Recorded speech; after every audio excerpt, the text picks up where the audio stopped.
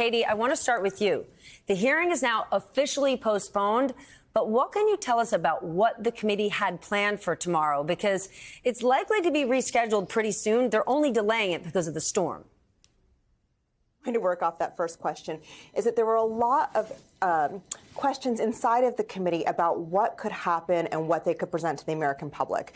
There are no witnesses, for example. They weren't really sure what they should say. This has been, in some ways, a hearing that has been a debate about whether or not there should be a recap of what had happened, what the most compelling evidence is that they can show about people like Roger Stone, and basically whether or not they should even be showing evidence that takes the eye off of the ball of Donald Trump. Should they be looking at massive security failures that happened ahead of January 6th, which is something that teams of people inside of the committee have been researching. So it seemed like until today, they had settled on something that was a little bit of a mixed bag, that they would look at the, they would do a bit of a recap for the American public. They would hone in on people like Roger Stone, but it was not even clear whether or not this would be their last hearing. Joyce, I am not saying it's fair or just, but a lot of people are fatigued and they're confused. Blame Donald Trump. There are so many damn investigations out there. But given these hurdles, what does the committee need to do to get people to focus and really care? This is very important stuff. Well, first off, I think the committee made the right decision here. Living in Alabama, not too far up from the Florida-Alabama coast, our prayers obviously go out to everyone in Ian's path. And staying safe is the most important thing. So for the committee to not do anything that would impair people further was a good move. It also is an opportunity for the committee to solidify its plan for this hearing. So far, the committee has managed to deliver in each one of these hearings. They've pushed the ball forward, and they've kept the focus on the former president, which, as you point out, Steph, is very difficult to do. There are so many investigations swirling around the former president that it gets confusing. And of course, Trump refers to that as witch hunts, right? It's just a witch hunt because there are so many investigations. In reality, what that means is there was just so much misconduct, so much wrongdoing. And this is the committee's final opportunity to present to the jury of public opinion, because their job here is the political job, not the criminal investigation. But this is their final opportunity to compel people, to compel voters on their way to the polls, whether they believe they have a direct political rule like that or not, that the former president's conduct was so egregious that it disqualifies him for further service. So whether it's a recap, whether it's the presentation of new evidence, or some combination of those two, the overarching burden that this committee now carries is making sure that this former president is never returned to office. Katie, I want to dig deeper into your reporting because it's forward-looking.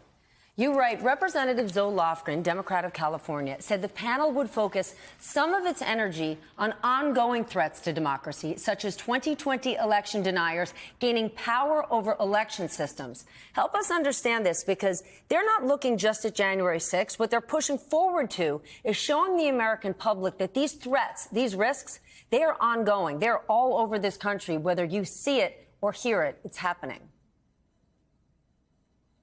Absolutely, and this is something that many members of the committee, including Zoe Lofgren, including Liz Cheney herself, have spoken about extensively, and they are very focused on. They don't want us just to see January 6th as something that happened, as the worst attack on American soil since 9/11. They want to see it as the beginning of something, as the beginning of multiple movements to undermine democracy.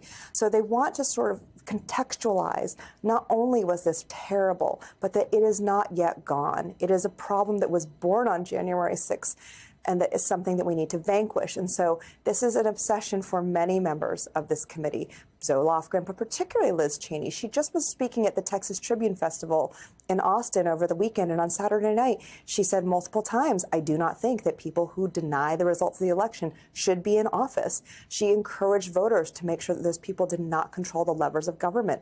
So this is something that she has an eye toward. It's one of the reasons why we may or may not see this as the last hearing when we do get it, because she has messages that she wants to put in front of voters between now and Election Day. What do you think about that, David? I mean, look at states like Maryland, Pennsylvania, where you've got full-blown election deniers running for governor, people running for secretaries of state that would not necessarily protect our democracy. It is one of the great threats to today's democracy, and it is true. It's a recognition that January 6th was almost just halftime, right? If this movement towards anti-democratic actions that get permission structure for one of today's two major parties, if that is to continue, it is a danger. I think the question is that an agenda that appropriately sits within the January 6th committee or not? Was the January 6th committee charged with investigating the events of January 6, 2021?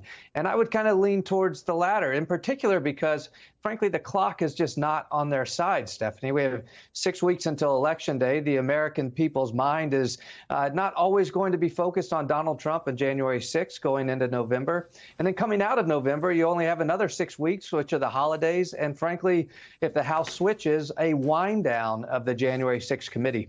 I think the greatest imprint the committee can have at this point, they have presented to America the story, and I think it surprised many of us, the direct indictment of Donald Trump himself. Right? They went in each hearing, they went straight towards Donald Trump's culpability. They have delivered that message to the American people. Now is probably the time to see what are their conclusions and what do they look like in writing in a final report, and a report that likely would be relayed over to the Department of Justice, because the indictment will be damning. It is damning.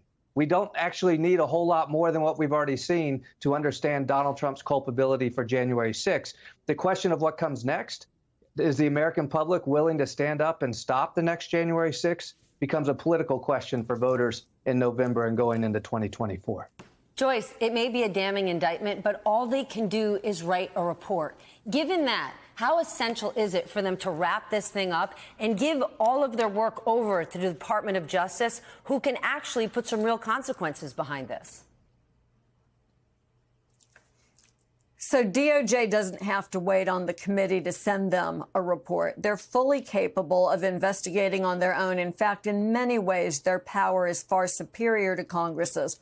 For one thing, they can use a grand jury. They can issue subpoenas. They can enforce them to obtain witness testimony. So in many ways, these two investigations are running on parallel tracks, but ultimately making their case to different juries. Congress to the jury of public opinion, and DOJ, should they find evidence that they believe is sufficient for indictment, may well end up in a federal courtroom making their case to a jury.